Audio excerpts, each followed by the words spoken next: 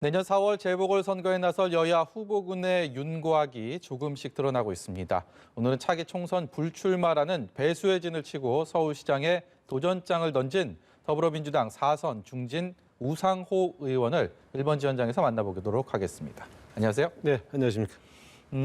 지금 소개해드린 것처럼요. 다음 총선에는 나서지 않겠다. 정치 인생의 마지막 도전이다. 이 사뭇 비장하기까지 한 이런 출사표. 보궐선거 도전하시면서 여러 가지 생각들 하셨을 텐데 이렇게까지 하신 이유가 뭡니까? 정치인이 이제 어떤 자리에 도전할 때는 저는 이제 다음을 생각하거나 퇴로를 생각해서는 안 된다 이런 철학이 있습니다. 그래서 국회의원 4선까지 하고 서울시장을 도전하겠다고 결심한 마당에 국회의원직을 다음에 더 해야지 이런 마음을 먹어서는 안 된다 이런 생각을 갖고 있고요. 그래서 불출마 선언을 했는데 특히 또 제가 한 20년 정치하니까 이제는 이제 586 세대로 불리는 사람들이 후배에게 또 기회를 주는 역할도 해야 되는 게 아닌가 하는 생각을 복합적으로 하면서 그런 말씀을 드렸습니다. 지난 총선 과정에서 사실 586 그 정치인 말씀하신 당내 공천 과정에서 좀 물러나야 되는 거 아닌가 이런 목소리도 좀 일부 있지 않았습니까? 그런 부분도 좀 작용을 한 겁니까? 그렇죠. 사실은 제가 지난번 총선에서도 이제 그런 얘기가 나왔을 때 나라도 좀 대표적인 인사니까 불출마를 해야 되겠다 이런 고민을 한 적이 있고요. 주변 동료 의원들의 만류로 못했습니다만 제 마음속에서는 항상 언젠가는 국회의원직은 후배에게 빨리 물려주고 정말 제가 하고 싶은 일에 전력을 다해야 되겠다 이런 생각을 해왔습니다. 근데 이런 말씀하시는 분들이 많더라고요. 서울시장은 서울시장감이 아니고 대권 후보급이 도전을 해야지 승리할 수 있다. 이런 얘기들 많이 하거든요. 근데 지금 서울시 상황을 보면 지금 굉장히 위기가 가속화되고 있지 않습니까? 코로나 환자도 너무 늘어나고 경제도 아주 안 좋습니다. 더군다나 시장님이 지금 이제 공백 상태 아닙니까? 이럴 때 대선이나 다른 자리를 생각하는 사람이 이제 서울시장이 되면 이 위기를 극복할 수 있겠습니까? 저는 그런 측면에서 적어도 다른 시기에 서울시장 자리는 그런 의미가 있었을지 모르지만 위기에 처한 서울시의 이번 시장 선거는 오직 서울, 오직 시민만 생각하는 분이 맡아야 된다. 저는 그런 생각을 갖고 있고요. 다음을 생각해서는 이 위기를 극복할 수 없다. 이런 생각을 합니다.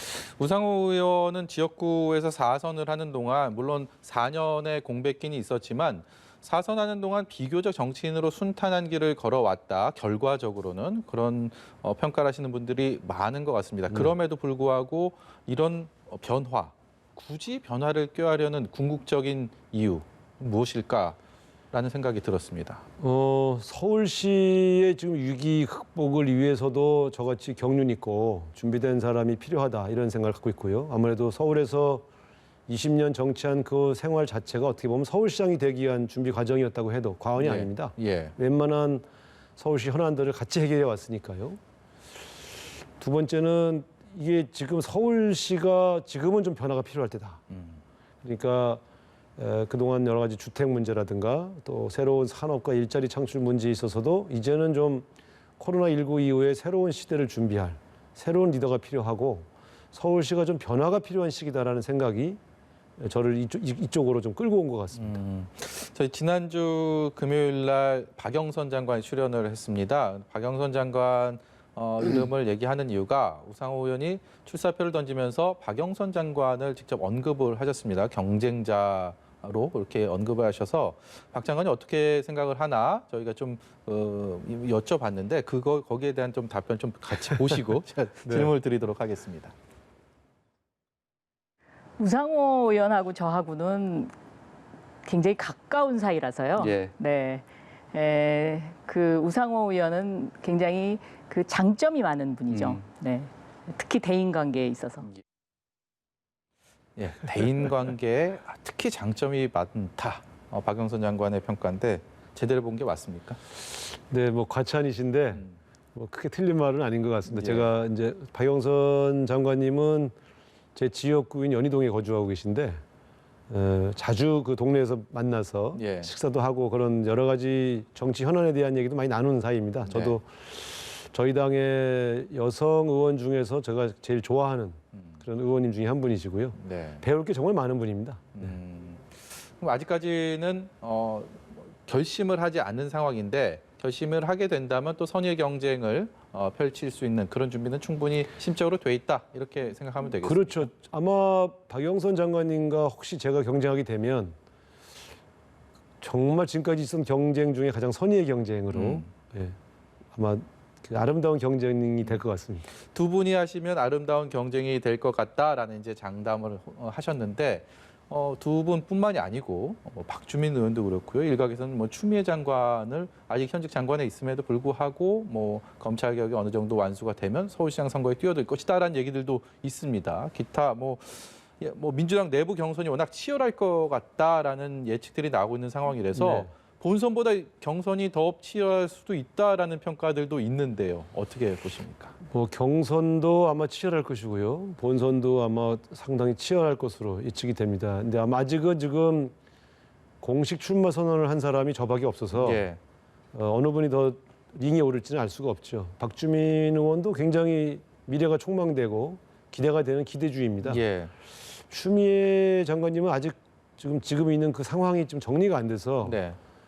이쪽 고민을 지금 하시기는 좀 쉽지 않을 것 같은데요. 만약에 이 문제가 조기에 잘 정리가 돼서 검찰 개혁을 잘 마무리하고 돌아오신다면 또 그런 가능성이 있겠죠. 네, 좀 더 지켜보고 있는 중입니다. 이번 보궐선거는 민주당으로서는 정말 우여곡절 끝에 이제 치르게 되는데 서울시장도 그렇고 부산시장도 그렇고 민주당 입장에서는 후보를 내는 과정에 당헌 당규까지 또 수정하고 또 국민과의 새로운 약속을 지금 해야 되는 상황이기 때문에 이전에보다 선거에 임하는 자세나 국민들에 대해서 좀 어필할 수 있는 부분들이 좀 남달라야 되지 않을까라는 의견들 주시는 분들도 많습니다. 맞습니다. 사실은 저희 당 당원 당규대로라면 지금 저희 당 규책 사유로 치러지는 선거에 후보를 내는 것이 어렵죠.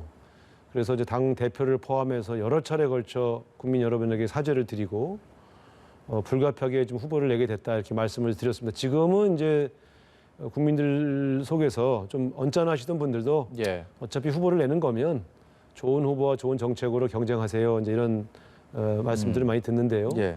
이럴 때일수록 더 겸허하고 더 절실하게 국민들에게 다가가야 된다고 생각합니다.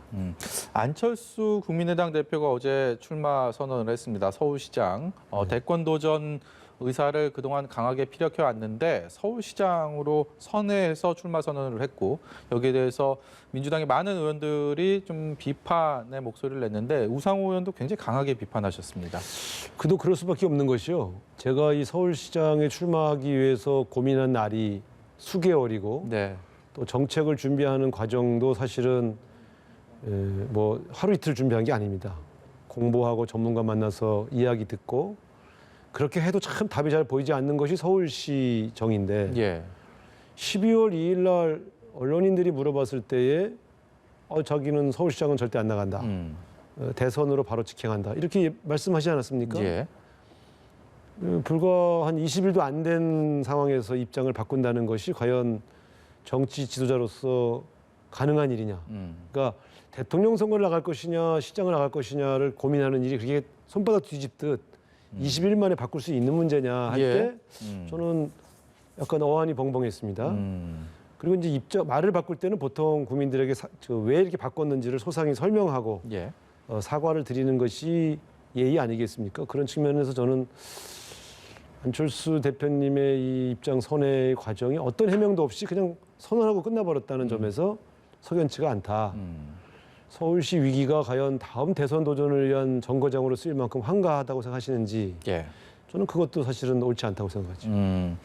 근데 뭐 민주당 의원들 많은 분들이 이렇게 비판 목소리를 내고 있다. 지금도 그 부분은 그만큼 안철수 대표를 경쟁자로서 아예 그냥 신경이 안 쓰이는 정도는 아니고 좀 신경을 많이 쓰고 있다. 이런 부분을 좀 방증하는 건 아닌가라는 생각도 들거든요. 그런 측면도 있습니다만 안철수 대표는 적어도 처음 정치권에 그 얼굴을 드러냈을 때의 그 참신함과 국민의 기대감이 지금은 많이 훼손됐다고 생각합니다. 그래서 과거의 안철수는 아니다. 예. 그래서 최근에 대권 여론조사 결과에서도 보면 약 3%까지 떨어진 것으로 나오지 않았습니까? 예, 예. 그렇게 본다면 국민들에서 이미 평가는 끝난 거 아닌가. 이제 다시 서울시장에 도전하신다고 해서 국민들의 기대감이 과거처럼 그렇게 높아질까? 예. 저는 의문입니다. 예. 이번 서울시장 보궐선거 여러 가지 변수들, 승부를 가를 포인트들이 있겠지만 코로나19라는 뭐 특수한 상황, 그럼에도 불구하고 부동산 정책이 이번 서울시에는 상당히 많은 영향을 미치지 않을까 많은 전문가들이 지적을 하고 있습니다. 우상호 의원께서 이제 출사표 던지면서 공약 중에 눈길을 끄는 게 이제 공공주택 16만 호를 공급하겠다. 이렇게 내세웠는데 이 부분에 대한 의미 그리고 기대 효과는 어느 정도로 갖고 계시는지 여쭤보겠습니다. 그 선진국의 주요 도시들 중에 부동산 가격이 안정된 도시들의 특징을 보면요. 공공주택 비율이 최소한 30% 이상은 됩니다.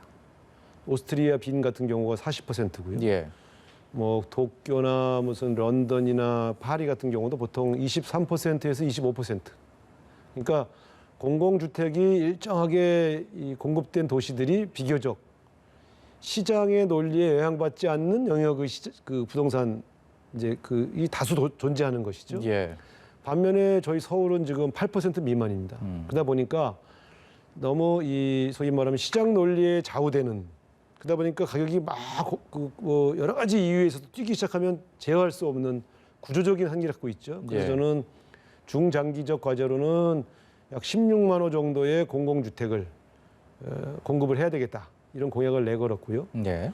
또 한편으로 보면 단기적으로 이 주택 가격이 뛰거나 전월세가 뛰는 문제를 어떻게 할 거냐 할 때는 역시 최근에 도입했습니다만 임대차 3법에 포함되어 있는 전월세 상한제 또 각종 세금 제도 이런 걸 통해서 투기적 수요를 차단하는 그러니까 규제와 공급이 같이 가는 이런 정책을 통해서 서울의 부동산 가격을 안정시킬 수 있다. 저는 그렇게 생각을 합니다. 이 부동산 정책을 정부에서 또 리드하기 위해서 변창흠 후보자를 국토부 장관 내정자로 지명을 했는데 이제 네. 내일 모레 인사청문회 하는데 굉장히 지금 오늘도 시끄럽네요. 뭐 지명 처리해야 된다 이런 네. 얘기를 야당에서 하고 있는데 그 부분에 대해서 어떤 견해 갖고 계십니까? 글쎄요. 김현미 장관 물러가라고 그렇게 외치던 야당이 변창흠 후보자가 들어서니까 근데 변창흠 후보자 물러가라고 그래서 그럼 변창흠 후보자 물러가면 김현미 장관이 다시 와야 되는데 그건 좀 괜찮으신 건지 예. 그건 좀 물어보고 싶고요. 예. 변창흠 후보자가 이제 과거에 좀 부적절한 발언을 한 것은 사실인 것 같습니다. 이제 그 점에 대해서는 국민들에게 사과를 드렸으니까 지금은 오히려 변창흠 후보자 갖고 있는 주택 정책이 예. 지금 시기에 부동산 가격을 안정시키는 적절한 정책인지를 주로 다루는 청문회가 되었으면 합니다. 저는 SH공사나 LH공사를 거치면서 상당히 오랜 기간 주택 정책을 다뤄왔던 현장 전문가이기 때문에 예.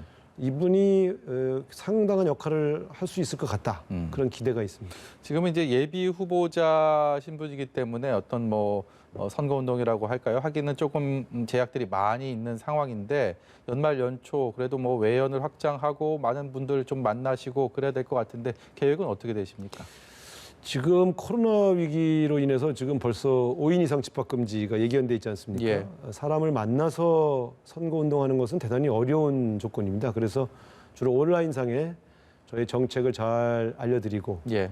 또 저의 살아온 삶이나 앞으로의 구상, 비전 등을 온라인을 통해서 네. 계속 이렇게 소개하고 대국민 접촉을 하고 있는 중입니다. 네. 네. 마지막으로 앞서서 그걸 여쭤봤어야 되는데 가족들은 뭐라고 하시던가요? 저희 아들들이 지금 저희 캠프에서 같이 활동을 해주고 있고요. 예. 저희 가족들은 뭐 아빠가 하는 일이라면 예. 뭐든지 같이 도와주는 그런 자세로 임하고 있습니다. 예. 국민들께 그 희망을 주는 그런 마지막까지 최선을 다해서 그런 활동 해주시기를 이 자리를 빌어서 부탁드리도록 하겠습니다. 지금까지 민주당 우상호 의원이었습니다. 고맙습니다. 네, 감사합니다.